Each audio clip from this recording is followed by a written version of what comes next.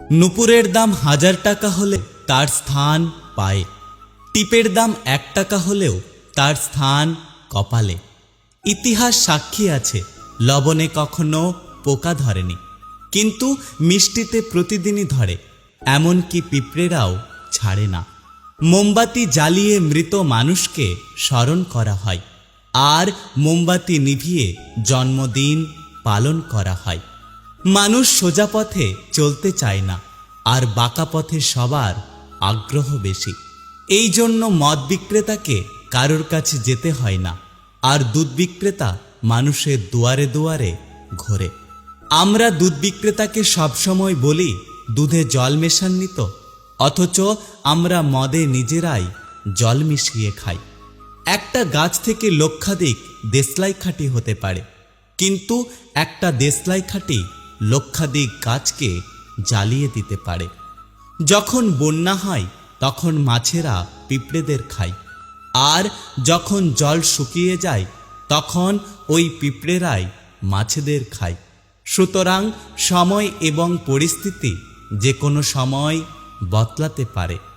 বাড়ির মধ্যে সাপ ঢুকে গেলে আমরা তাকে লাঠি দিয়ে মারি, আর মন্দিরের মধ্যে সাপ দেখা গেলে তাকে আমরা পুজো করি, দুধ খাওয়াই। পৃথিবীতে সবথেকে বেশি মিথ্যে কথা বলা হয় আদালতে ধর্মগ্রন্থ ছুঁয়ে, আর পৃথিবীতে সবথেকে বেশি সত্য বলা হয় মদের দোকানে মদের গ্লাস হাতে নিয়ে। সময় বড় কঠিন হয়, তাই জন্যই তো ঘড়িতে ফুল নয় বরং কাঁটা থাকে।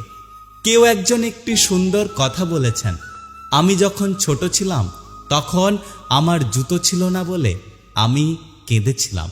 তারপর একদিন দেখলাম এমন একটি ব্যক্তি যার পা নেই।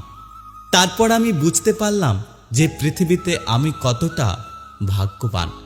আগে মানুষ সূর্য ডোবার পর খাওয়া দাওয়া করে ঘুমিয়ে পড়ত, আর এখন মানুষ সারা রাত্রি জেগে সূর্য ওঠার পর ঘুমাতে যায়।